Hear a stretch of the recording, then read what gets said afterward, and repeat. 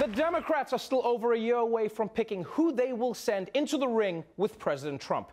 So we don't know who it will be, but now we at least know where it will be.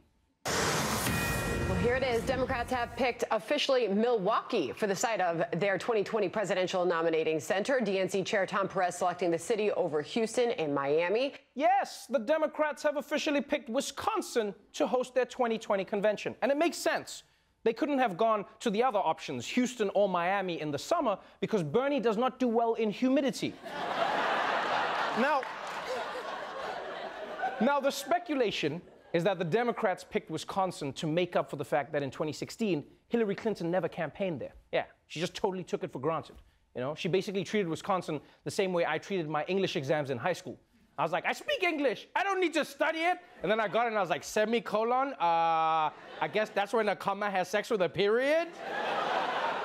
Anyway, now that the convention city has been picked, the question is, who will be accepting the nomination there? And it seems like every day more candidates are joining the race. Among the latest to jump in is Washington Governor Jay Inslee, who has made climate change the centerpiece of his campaign. And he's going to have an uphill battle because half the country doesn't believe climate change exists.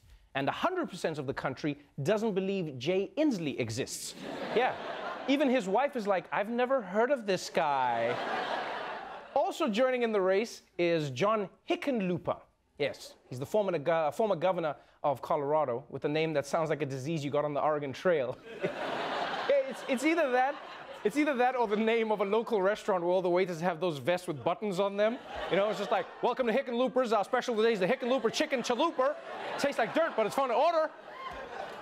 So with Inslee and Hickenlooper in, that brings the Democratic field up to 14 potential candidates.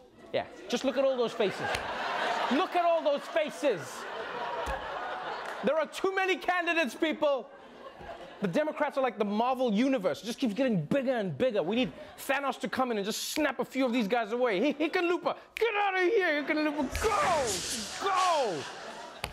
But what's strange is that all the buzz right now isn't about the Democrats who have entered the race.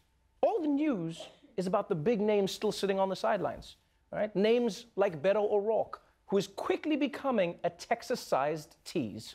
Beto O'Rourke says he has made a decision after months of deliberation about his political future. There's some speculating on whether a big announcement is in his near future. I'm going to be making an announcement soon. I'm going to be making the same announcement to everyone at the same time. Well, it's been 10 days now since O'Rourke announced he plans to announce a decision about his political future.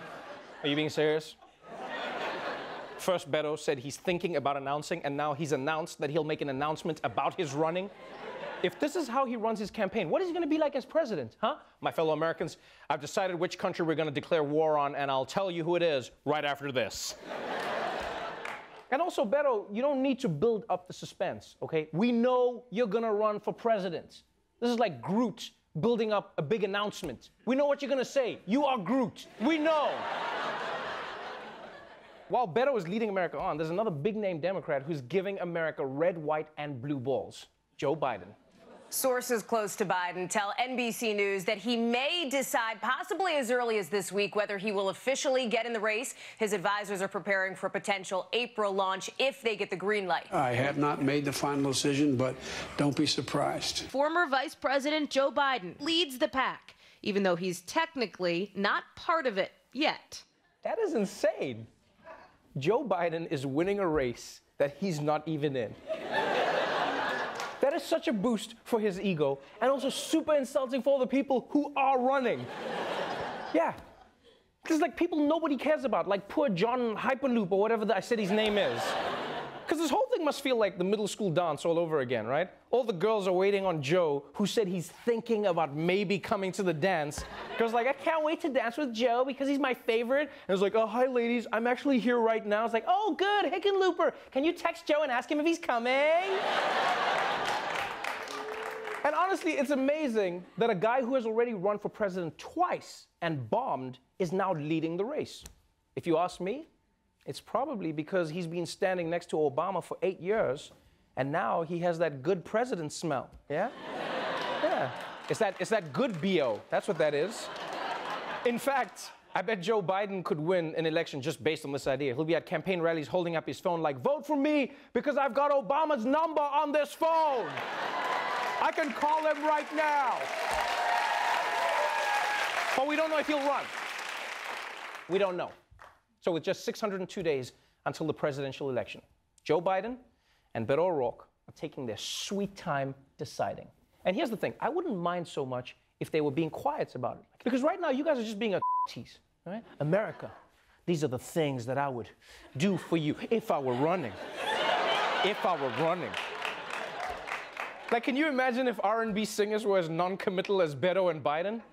Well, you don't have to imagine because we did it for you. Presenting from Beto and Biden Productions, the sounds of Maybe.